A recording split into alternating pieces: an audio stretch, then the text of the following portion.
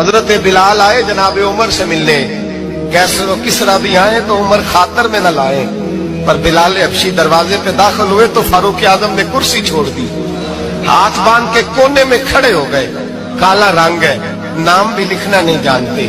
لوگ کہنے لگے عمر کون آ رہا ہے جس کے لیے تیرا اتنا استقبال ہے؟ حضرت عمر کہنے لگے چپ کر جاؤ، اس کی بات نہ کرنا، اسے آنے دو۔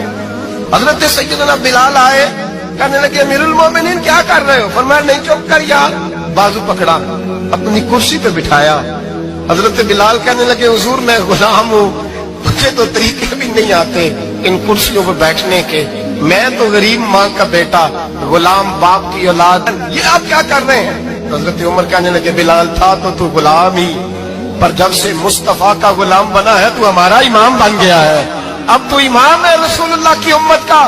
فرمایا وہ مجھے دن یاد ہے جب مکہ فتح ہوا تھا، بت ٹوٹ گئے تھے، بڑے بڑے سردار تھے، اور میرے نبی نے فرمایا بلال سے کہو کعبے کی چھت پہ چڑھ کے اذان دے، تو لوگوں نے کہا حضور یہ سارے جل گئے ہیں، کسی اور کی ڈیوٹی لگا دے۔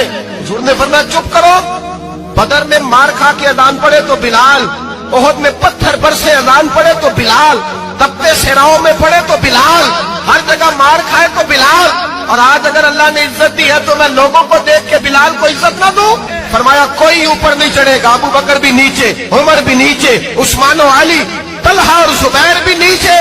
آج یہ حبشی غلام کعبے کی چھت پہ چڑھے گا اور میں دنیا کو بتاؤں گا کہ اصل عزت اسی کے پاس ہوتی ہے جو رسول اللہ